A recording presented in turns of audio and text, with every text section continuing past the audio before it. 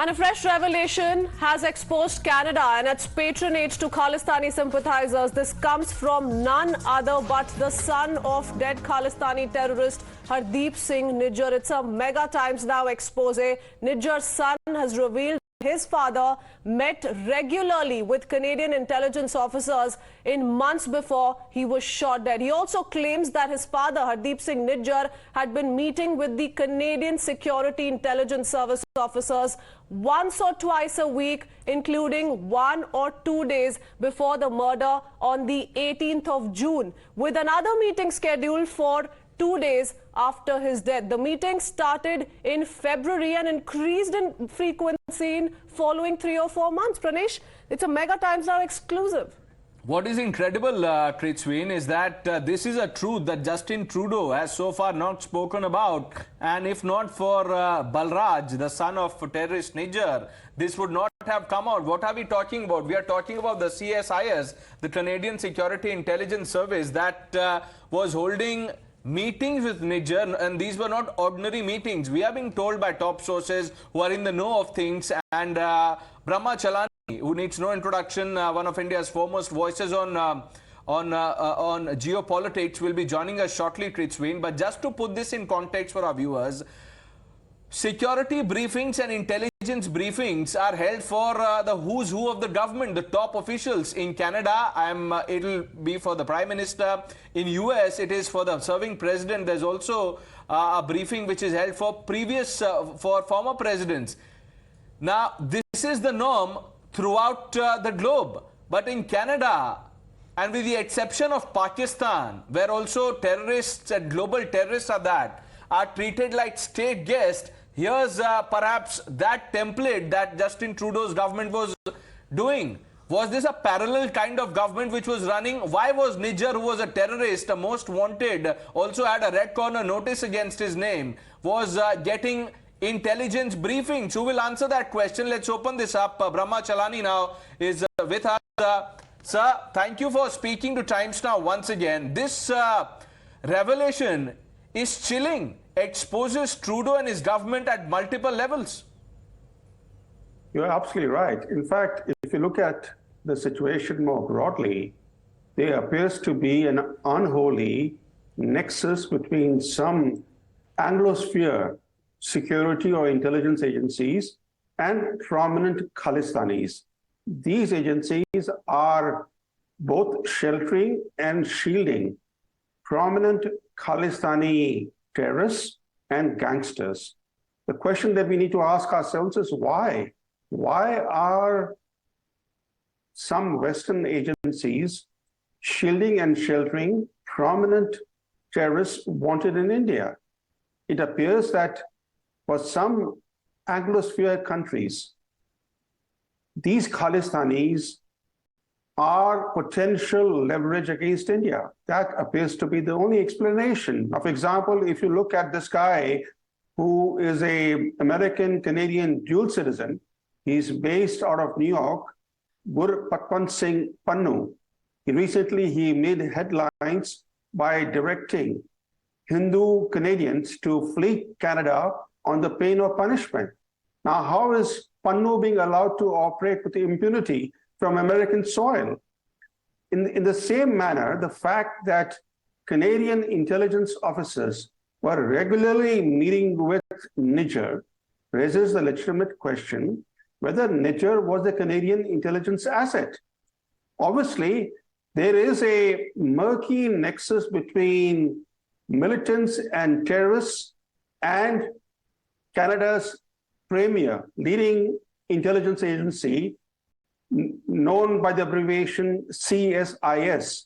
It was the CSIS officers who were meeting with Nijjar once or twice a week. What information were they collecting? Why were they cultivating an international fugitive against whom Interpol had issued a red corner notice way back in 2014? Once you issue a red notice against a fugitive, then it's incumbent on law enforcement agencies to look for that suspect, provisionally arrest that suspect, and then initiate legal proceedings against that suspect. Which is why, sir, there are several questions that we will deep dive into, and Tritsween has those questions. We are also opening this up. Pradeep Datta, senior editor, joining us. Rishabh also on the broadcast. Tritsween. Absolutely. Let's quickly shift our focus to some of the big questions that Canada must answer now and without delay. So these are the questions that we've been able to identify that must be asked to the Canadian authorities. Was Nijjar briefed by Canadian intel officers? If we go by this report, it does appear so. Why was this exactly happening? Who authorized these meetings? That's the next big question, because we're talking about the CSIS. Why was CSIS briefing Nijjar, a terrorist, a Khalistani sympathizer? And like Mr. Brahmachalani has also been pointing out, his background needs no introduction. The Indian agencies have been pursuing this case for years altogether. And was Canada informing terrorists wanted by India? India has been very clear, Pranesh, all throughout as far as Nijjar's dealings are concerned, how he was fronting this entire agenda of furthering Khalistani agenda in Canada, and how he had a big nexus, a gangster network that he was perhaps giving directions to here in India. Let's quickly take that across to Mr. Brahmachalani. What do you make of this, sir? Several unanswered questions to the Canadian authorities at a time that they're claiming that they have credible proof, they have credible allegations, and they failed out to come out with even single of those allegations or proof that they're claiming in public domain since last few days. It appears that no lesson has been learned by Ottawa about how Canada played an important role in facilitating the 1985 Air India flight bombing. Trudeau's father, the then Prime Minister Pierre Trudeau, shielded important Khalistani terrorists, including the Babar Khalsa chief, Dalvinder Parmar, who, according to two official Canadian investigations, was identified as the chief architect of the Air India bombing. Now, Canada appears to have come full circle. The CSIS was cultivating an international fugitive. The SPIED and Interpol read corner notice. The CSIS needs to shed light on the kind of relationship it established with Nijjar. This is a shocking revelation. Now, Brahmachalani, I won't be surprised if, going by Justin Trudeau's logic, Tritsween, he makes a big deal about free speech. For him, free speech is equal to backing terrorism. I want to bring in Pradeep Datta. Pradeep, I won't be surprised if, Trudeau turns around and says, look, on the principle of equality, we invited Mr. Nijjar for intelligence briefings because he deserved to be told what's going on in and around the country. And what about the Five Eyes? Were they aware of this? What will they say now? A terrorist getting an intelligence briefing? Pranesh, it will not be wrong if we call Canada is the Pakistan of West, because the way they had been using Lashkars and Jaish-e-Mohammed as proxies against India, the same way they are using these Khalistani terrorists as strategic asset for their vested political interest. Normally, what should have been procedure? See, this man was on a no-fly list of United States of America 2019. This man, there had been a red corner notice against him. Already India, for the last 3 years, had been giving them dossier after dossier, telling them that this man is involved in anti-India activities and he was a Khalistani terrorist putting up in your backyard. So you need to initiate action against him. So what should have been the normal procedure? Normal procedure should have been that he should have been called for questioning. They should have questioned him. So how come you indulge in all kinds of terror-related activity? Instead of questioning him, what they were sharing intelligence input that there was a threat to his life. Even they were on the extent of providing him bulletproof vest, which he had been asking for. And the third thing is that they had been telling him not to make any kind of a public appearance because there can be a threat to your life. So they were trying to shield him. They were trying to guard him. Exactly the same way what the Pakistan had been doing when they are providing security to 2611 attacker Hafiz Saeed, when they are providing security to Masood Azhar, who is responsible for the parliament attack and also Pulwama bombing. So exactly the same thing they are doing. So they are nowhere different, because see what the Canadian government right now is doing. One, they are involved in the terror-related activities. They are trying to provide them patronage. Second, they are in a denial mode. They say that we are not doing anything like that. Third, they try to deflect issues by trying to put blame blame on India, exactly the same way the Pakistan had been shifting blame on India and playing the victim card, and Canada is also doing the same thing, trying to play a victim card in this regard. But the reality is that they are only feeding snakes in their backyard. And if Canadian, rightly said by the Brahmachalani, that they have not learned from their past mistake, what Perry Trudeau did, the same thing they are doing. When 329 people died in Kanishka bombing, they did not take action against them, despite 12 times the government of India really wanted that all these people need to be deported. Not a single person was deported despite extradition treaty being signed between the two countries in 1985. What does that indicate? Indicate that they are feeding snakes, but unfortunately they don't realize the snakes are also going to bite them. So I think they should have learned the lesson when the trucker strike was there. Because when they say that the Indian government is interfering, the foreign interference, it is not the Indian government that ever interfered. Indian government had been legally trying to pursue this matter. Stay with us. Kritsveen has a question for Brahmachalani. Mr. Chalani, you know, now as far as the entire Sikh community in Canada is concerned, they've been taking close note of what's going on in Canada and how the Canadian authorities have pinned those allegations on India, and unverified allegations for now, because you know, the Trudeau government has not been able to come out with any proof, and they're taking a lot of offense to what's going on. How would the Sikh community, in your view, feel in Canada, having now learnt of the fact, as per these reports, that, you know, the CSIS, the main intelligence department of Canada, was regularly briefing the like Nijjar, and this has been confirmed by his son? The majority of Canadian Sikhs are peaceful and uninterested in violent separatism that is being espoused by the Khalistanis. The problem is this: the small sections of the Sikh community who are advocating violent activity, violent separatism, have captured gurdwaras in Canada. They're using gurdwaras which are cash rich because worshippers make donations.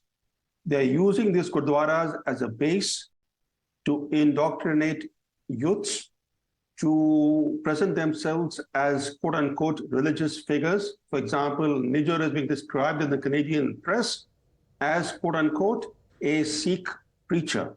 So they're using the gurdwaras as a cover. Unfortunately, what they're doing is they're also drowning out the voices of the moderate Sikhs in Canada. But the bigger question we need to ask ourselves is that how would Canada react if India sheltered gun-toting separatists from Quebec who pursued violent anti-Canadian activities from Indian soil?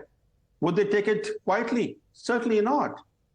And the larger question is this: why are intelligence agencies in Canada, Britain, and the US implicitly aiding Pakistan's efforts to destabilize India by shielding important violence espousing Khalistanis? Now, Brahmachalani, many believe, and this is the, you know, the commentary that I'm picking up from reports from social media, and I want you to shed more light on it. Many people believe that now that this revelation is out in the open for everyone to take note of, was Nijjar an agent who went rogue, which is why he was bumped off?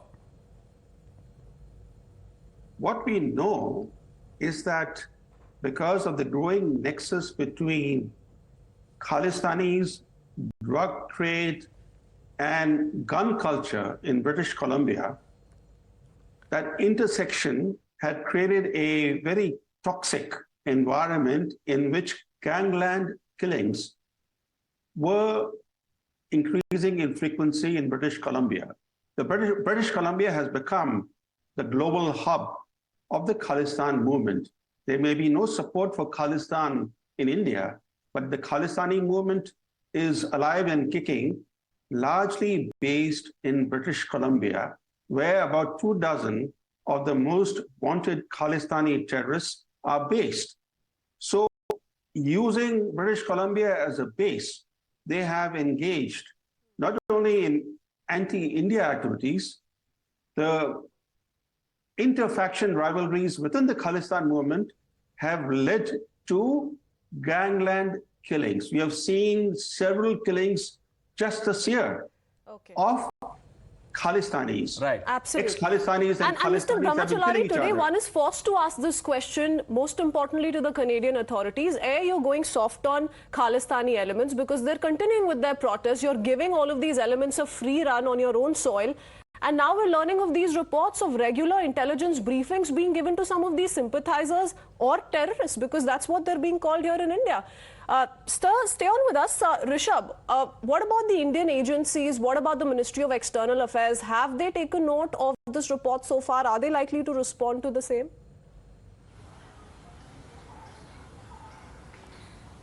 See, this report has just been exposed by Times Now, and we will definitely hear from the agencies here as well as External Affairs Ministry on this issue as well. But, you know, I'm just reiterating one thing that External Affairs Ministry said last week. After this expose, one thing is very clear. Canada is safe haven for the terrorists, and that is something that has been exposed by this report, that Nijjar, a proclaimed terrorist, someone who has been issued red corner notice against, was being given regular briefing by the intelligence agencies. This is something, as Pranesh was talking about, is something which is a norm for former state of heads and state of government, heads of government and heads of state. But now a proclaimed terrorist being given a weekly briefing, or at times bi-weekly briefing, is something that exposes Canada clearly. And definitely, as you were asking a question, that was he a double agent who went rogue? Who knows? If someone being given weekly briefings and regular interval meeting with intelligence agencies, who knows that he was an agent who was using Canada for his anti-India activities. And it is not coming in from someone else, but from his own son, who said that he was being given Trudeau had egg on his face. There's no space for more eggs on his face, but he certainly will have to answer these questions, because these are incredible. I don't want to use the word allegations that he used to, that the word that he used, Ritzwin, but look, on the face of it, Balraj Nijjar has said this, and one of their own has published it. So it is incumbent on Mr. Trudeau and his government to come out with the truth, whether or not Canada was extending terror patronage to Nijjar and his gang. Brahmacharari, thank you for joining us on Times Now. Pradeep, Rishabh, thanks for joining us. Ritzwin, let's take a short break. Lots more lined up on the other side.